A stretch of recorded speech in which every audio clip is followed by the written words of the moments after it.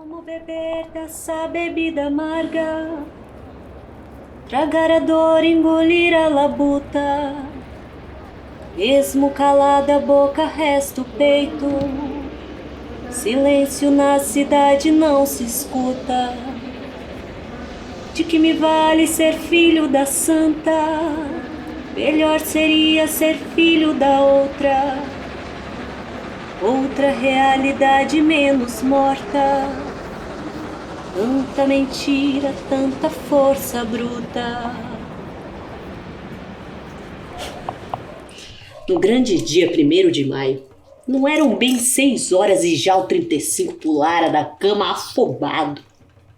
Estava muito bem disposto e até alegre. Ele bem afirmara aos companheiros da Estação da Luz que queria celebrar e havia de celebrar. Os outros carregadores mais idosos meio que tinham caçoado do bobo. Ara, viesse trabalhar que era melhor. O trabalho deles não tinha feriado, não. Mas o 35 retrucara com altivez que não carregava malas de ninguém. Havia de celebrar o dia deles. Agora tinha o grande dia pela frente. Dia dele. Primeiro quis tomar um banho para ficar bem digno de existir. Foi se barbeando. A distância mais aberta do espelhinho refletia os músculos violentos dele, pelo esforço cotidiano de carregar peso. 35 tinha um ar glorioso e estúpido. Ia devagar porque estava matutando. Era a esperança de um turumbamba macota em que ele desse uns socos formidáveis nas fuças dos polícias. Eu não teria raiva especial dos polícias, não. Era apenas a ressonância vaga daquele dia. Com seus 20 anos fáceis, 35 sabia, mais da leitura dos jornais que de experiência, que o proletariado era uma classe oprimida.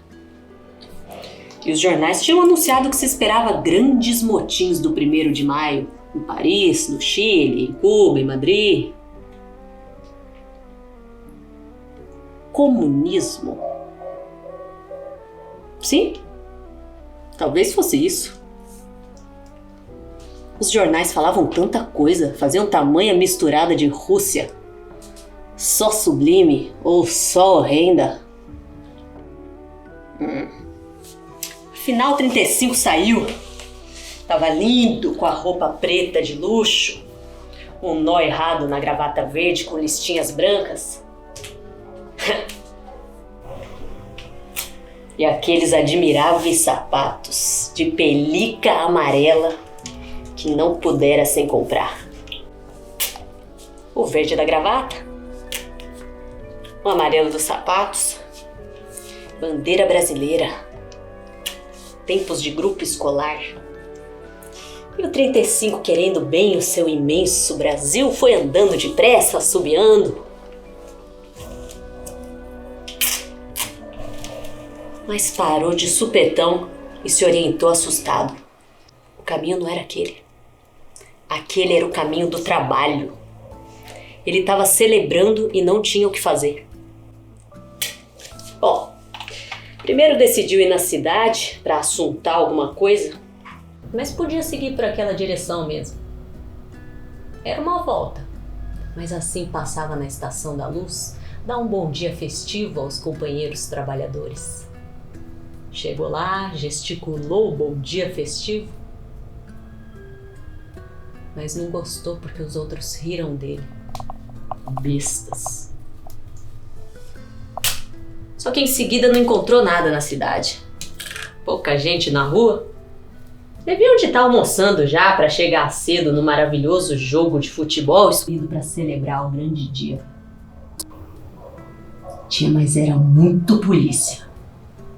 Polícia em qualquer esquina. Qualquer porta cerrada de bar, de café, nas joalherias. Quem pensava em roubar? Nos bancos, nas casas de loteria. 35 teve raiva dos polícias outra vez. E como não encontrasse mesmo um conhecido, comprou o jornal para saber e continuou no passo em férias. Ao atravessar a estação, achou de novo a companheirada trabalhando. Aquilo deu um mal-estar fundo nele. Espécie não sabia bem. De arrependimento, talvez irritação dos companheiros, não sabia. Nem quereria nunca decidir o que estava sentindo já. Mas disfarçou bem, passando sem parar, se dando por afobado, olhando para trás com o braço ameaçador. Vocês vão ver! Mais um riso aqui, outro riso acolá, uma frase longe. Os carregadores companheiros, era tão amigo deles, estavam caçoando. 35 se sentiu bobo. Era impossível recusar envelhecido. Odiou os camaradas.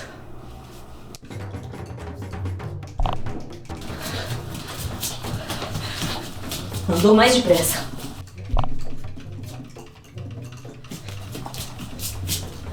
Entrou no Jardim da Luz. O primeiro banco era a salvação.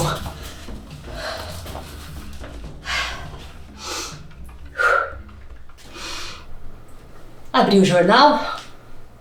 Havia logo um artigo muito bonito, bem pequeno, falando da nobreza do trabalho, dos operários que eram também os operários da nação. É isso mesmo! O 35 se orgulhou todo comovido.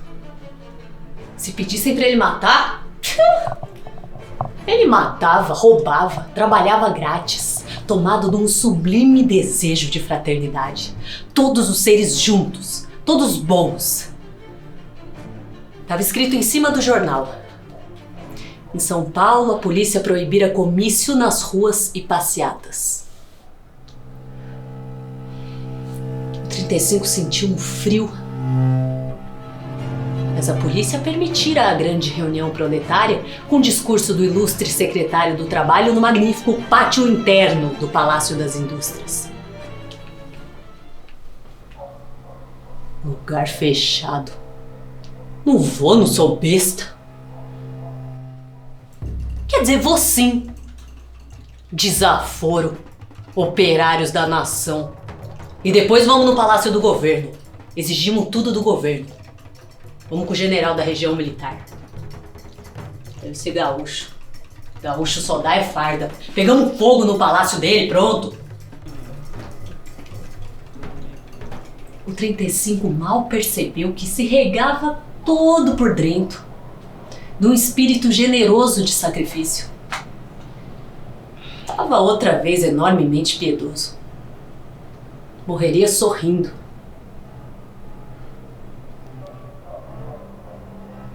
Morrer.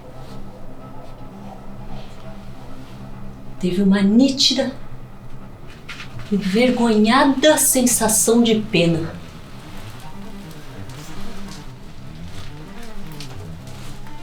Morrer assim tão lindo, tão moço. Salvou-se lendo com pressa. Os deputados trabalhistas chegavam agora às 9 horas. E o jornal tinha convidado o povo para ir na Estação do Norte para receber os grandes homens. Se levantou mandado. Procurou o relógio da torre da Estação da Luz. Ora, não dava mais tempo. Quem sabe se dá. Chegou tarde. Quase nada tarde, eram apenas 9h15. Pois não havia mais nada. Não tinha aquela multidão que ele esperava, parecia tudo normal. Conheci alguns carregadores dali também e decidi perguntar. Não. Não tinha reparado nada. Ai, de certo foi aquele grupinho que parou na porta da estação tirando fotografia.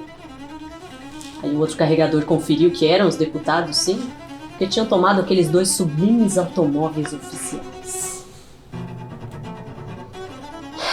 Nada feito. Havia por dentro dele, um desabalar neblinoso de ilusões, de entusiasmo e uns raios fortes de remorso. Estava tão desagradável, estava quase infeliz. Mas como perceber tudo isso se ele precisava não perceber?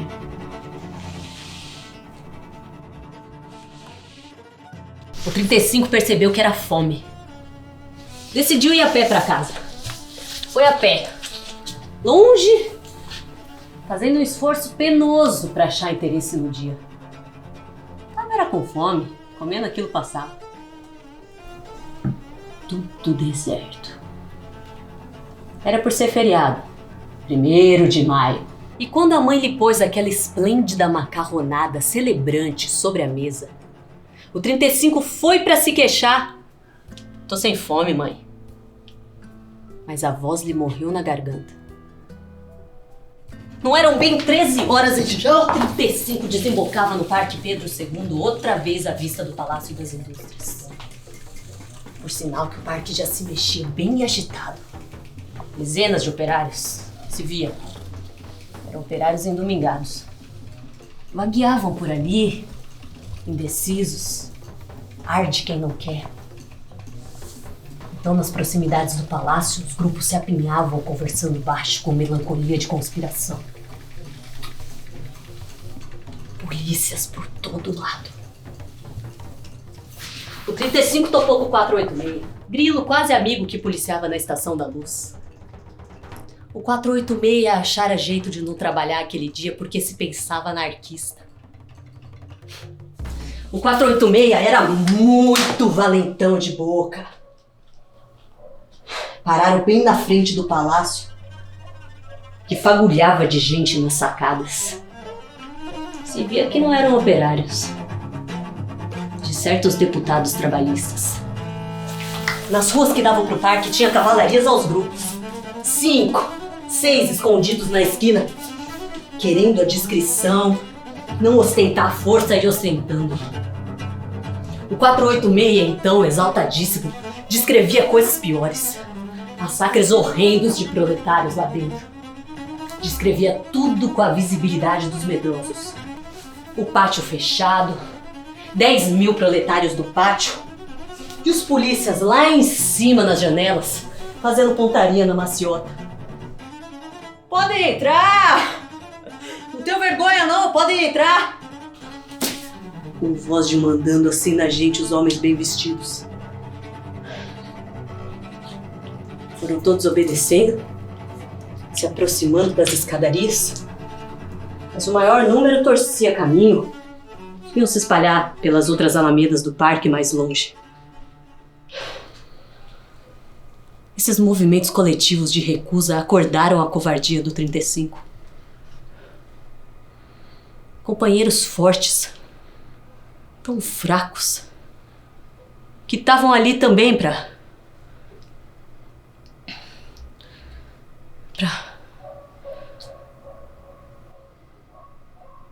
celebrar. O 35 não sabia mais pra quê. Teve ódio do 486. Idiota, medroso! De repente o 35 pensou que ele era moço. Precisava se sacrificar. Se fizesse um modo bem visível de entrar sem medo no palácio, todos haviam de seguir o exemplo dele. Pensou, não fez. Nisso vieram os cavalarias falando garantidos. Aqui ninguém não fica não. A festa é lá dentro, meu irmão. No parque ninguém não para não. Deu um ódio tal no 35. Um desespero tamanho. Tomou o bonde sem se despedir do 486. Com ódio do 486. Com ódio do 1º de maio. Quase com ódio de viver.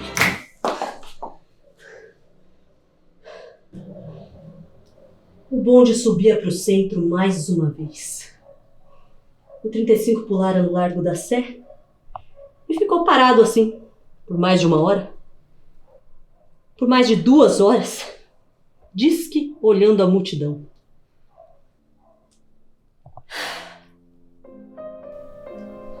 Acabara por completo a angústia. Não pensava, não sentia mais nada. Havia uma paz.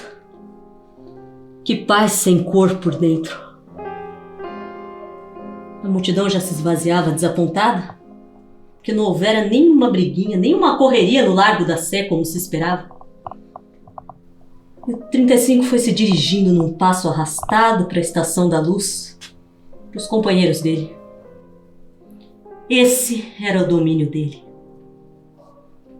Eles se ajuntaram, agora sérios, curiosos, meio inquietos, perguntando para ele.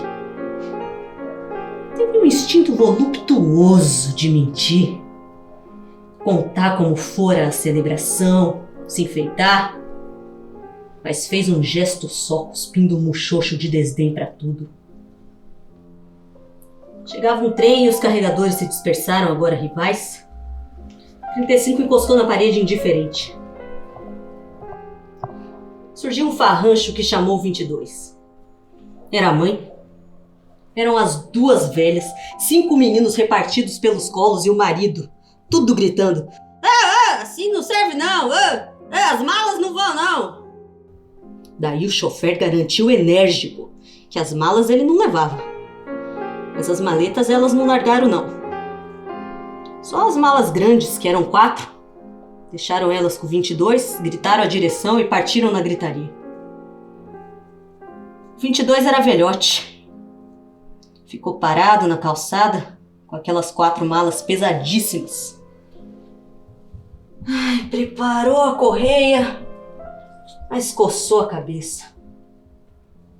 Deixa que eu te ajudo. Chegou o 35, escolhendo logo as 2 malas maiores, que levantou numa só mão num esforço satisfeito de músculos. O 22 olhou para ele feroz, imaginando que o 35 propunha rachar o ganho. Mas o 35 deu um soco só de pândega no velhote, que estremeceu socado e cambaleou 3 passos. Caíram na risada os dois. Foram andando.